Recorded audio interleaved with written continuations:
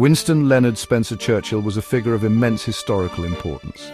He was born into the British aristocracy on November 30th, 1874. His father was Lord Randolph Churchill, a prominent politician. His mother, Jenny Jerome, was a vibrant American heiress. Young Winston's childhood was privileged, but often lonely. He did not excel greatly at Harrow School. However, he found his calling at the Royal Military College at Sandhurst. There, he prepared for a life intertwined with conflict and leadership. Churchill's early career was a whirlwind of action. He craved adventure. He served as a cavalry officer and a daring war correspondent.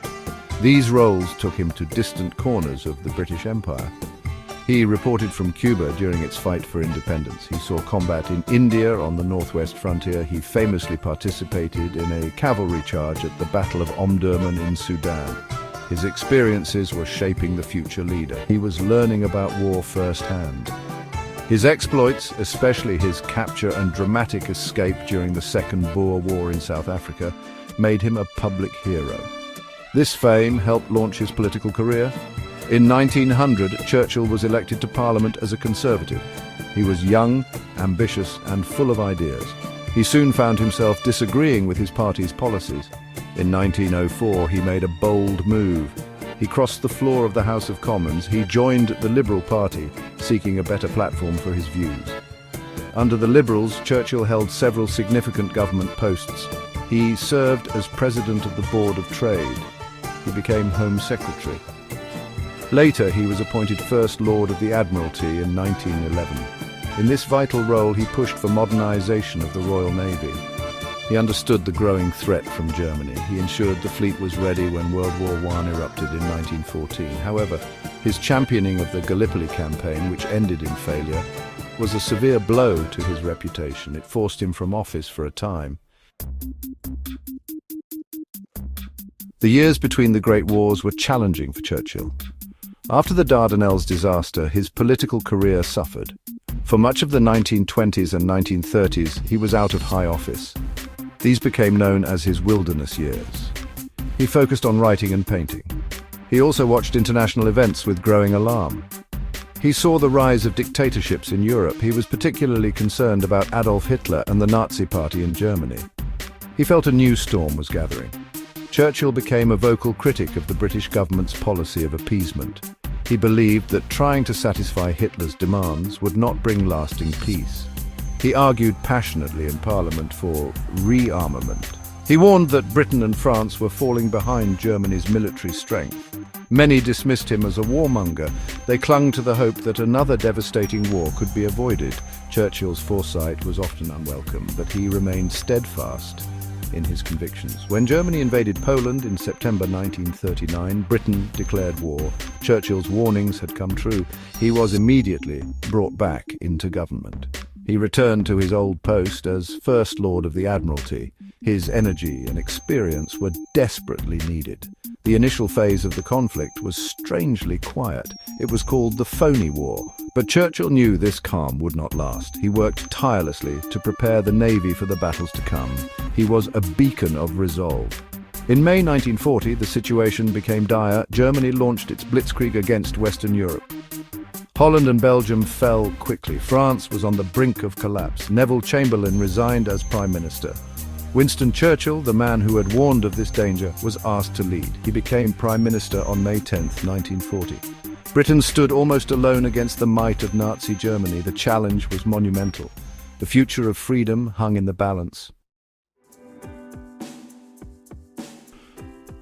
As Prime Minister, Winston Churchill embodied the spirit of British resistance. He faced a seemingly hopeless situation. Much of Europe was under Nazi control. The threat of invasion loomed large over Britain.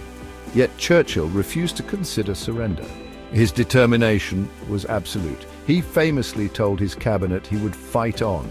He rallied the nation with his powerful resolve. He declared that this would be their finest hour. He inspired a deep sense of duty and courage in the British people.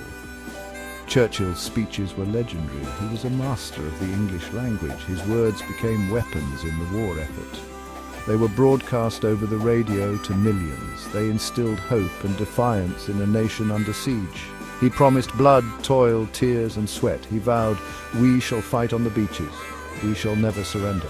These powerful declarations strengthened morale. They united the country against a common enemy. His oratory was a vital part of Britain's defence.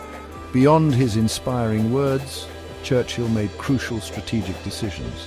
He forged vital alliances.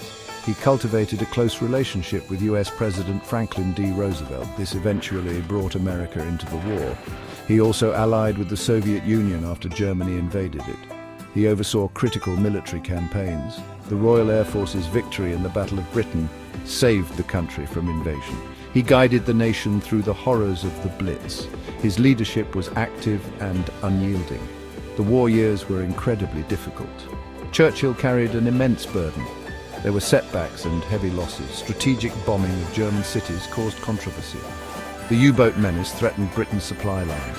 The war demanded terrible sacrifices from ordinary people. Churchill felt the weight of every decision, yet his iron will never faltered. He worked relentlessly, often with little sleep.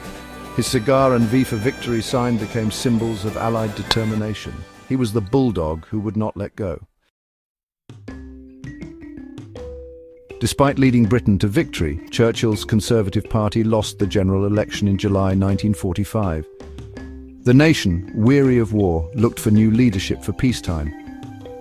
Churchill became leader of the opposition. He remained an influential voice on the world stage. In March 1946, during a speech in Fulton, Missouri, he delivered a stark warning. He spoke of an iron curtain descending across Europe.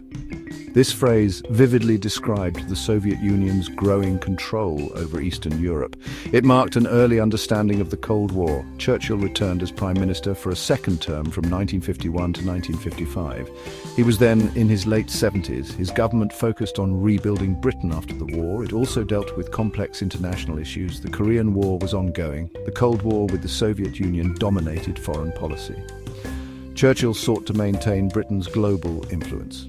He also worked towards easing East-West tensions. He believed in jaw being better than war.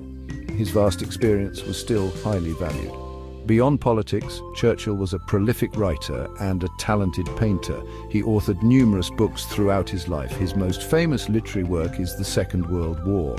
This 6-volume history provided his personal account of the conflict. It showcased his grand style and historical perspective. In 1953, he was awarded the Nobel Prize in Literature. This was for his mastery of historical and biographical description, as well as for brilliant oratory in defending exalted human values.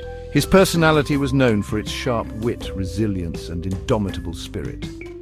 Winston Churchill passed away on January 24, 1965, at the age of 90. He was given a state funeral, a tribute to his immense service. His legacy is complex but undeniably profound. He is remembered as the man who defied the odds. He inspired a nation to stand firm against tyranny. His words continue to resonate.